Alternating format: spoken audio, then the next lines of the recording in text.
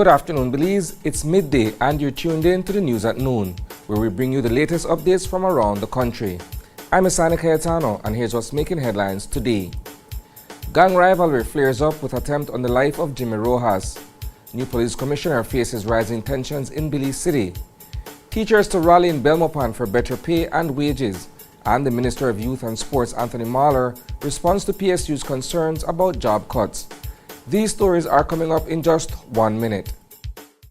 For 32 years, I've been delivering impactful news across print, radio, and television.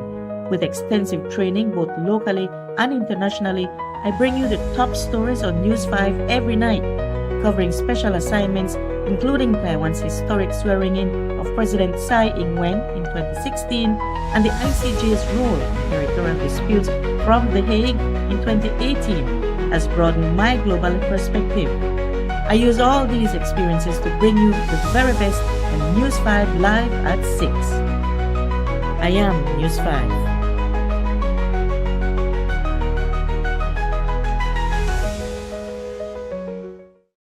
Welcome back. Belize City was jolted by a shooting near Croton Lane on Saturday morning, shortly after 9 a.m. 27-year-old Jimmy Rojas, a resident of Lake Independence, was rushed to the Carl Houston Memorial Hospital for treatment after a bold attempt was made on his life by an unknown assailant. Rojas is linked to the January 12, 2024 murder of Jose Matos, who was found dead inside a GMC SUV with multiple gunshot wounds. While Matos was pronounced dead at the scene, 2 other women were injured during the attack and were taken to the hospital. Adding to the tragedy, Rojas' father, Clemon Santo, was also killed last year, shortly after Matos. Police are now investigating this latest incident, seeking to bring those responsible to justice. Newly appointed Commissioner of Police, Dr. Richard Rosado, is tackling escalating violence head-on. Tensions between rival groups in the Lake Independence area have reached a boiling point. On Saturday morning, 27-year-old Jimmy Rojas narrowly escaped an assassination attempt on Croton Lane.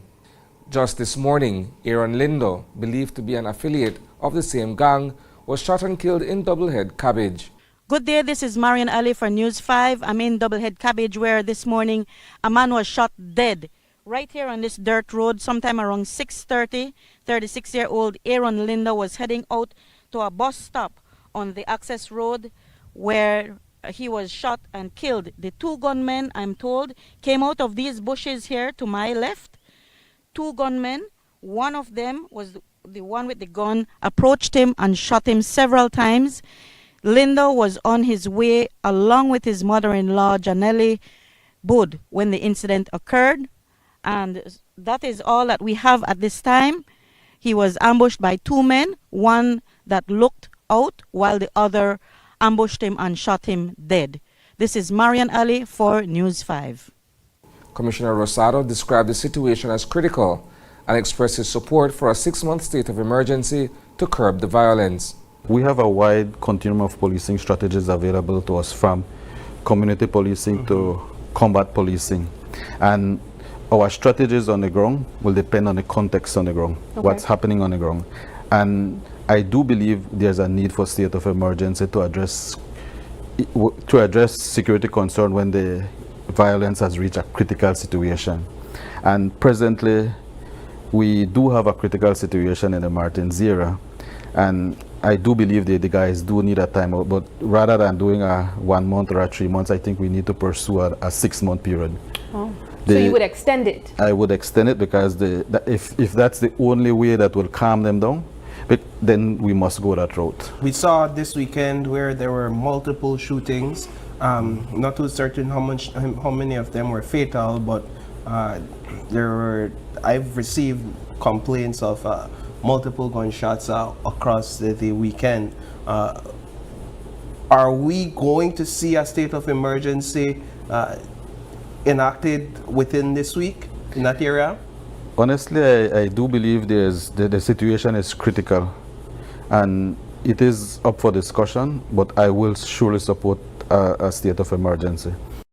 The Belize National Teachers Union has announced a major demonstration set for this Friday in Belmopan. This decision comes after a meeting last week where over 2,500 union members voted in favor of industrial action. The BNTU is demanding a salary adjustment and an increase in the minimum wage from $5 to $6 per hour. The demonstration is just the beginning of a three-phase plan that includes a two-day national shutdown, if necessary, a full strike. BNTU President Nadia Khalid shared more details on the union's demands, emphasizing the need for fair compensation for Belize's hardworking teachers. When CEOs got their 20%, and we've been there waiting and waiting and waiting and waiting and waiting, and it sounds like I'm exaggerating, but that's how my teachers feel. And it's like, we're not important. So we want for government to understand we matter, we're of value, please consider us. Right now the demands have to do with a 8.5% minimum salary adjustment to deal with inflation. We're asking government to put in black and white an agreement that we have for the last CBA that transfer grant should be $1,500. But because Ministry of Finance and other financial officers have not received that in black and white at all, you find that members are still getting, or workers are still getting $1,200, which means the government owes them $300. So if we have an agreement for $1,500, then put it in black and white so that people can receive what is rightfully theirs. That's one. The other has to do with the fact that, which we can put it out there now, if you're saying that it's costly for you to pay all public officers and teachers, then focus on the group that has taken the time out to pay their financial contribution to the union representative who is actually lobbying for, on their behalf, lobbying for the demands, lobbying on their behalf. Take care of them. Then you can do the others afterwards. But we know that our group will not cost the big figure that you're going to put before us. We're fully aware of that. In early April, the Public Service Union issued a strong statement against proposed plans to cut around 100 jobs from the Department of Youth Services and the National Sports Council.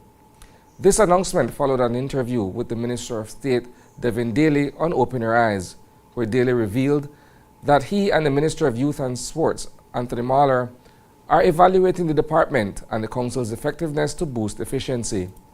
Over the weekend, we caught up with Minister Mahler to get his take on the PSU's stance. Mahler emphasized the importance of the assessment, aiming to ensure the department operates at its best while addressing the PSU's concerns. To me, and I'll tell you this first, right? My father was a union leader, and my adopted grandfather was a prominent union leader. So I come out of union households. I had a picture with me, with my placard, protesting in front of BEC when I was a child with my dad.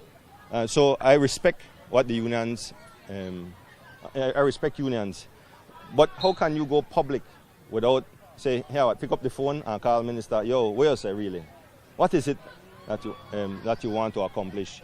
That's the true meaning of dialogue. That is the true meaning. You get out there and say a whole pile of things when you hear one side of the story, right? To me, if you have almost 300 people working in both entities and most of the programs are failing miserably, then something has to be done. Now, I'll say this. I don't believe in taking bread out of people's mouth. If you say they have the early concession stands right out there, we try build up people. And I don't believe in firing hard-working people.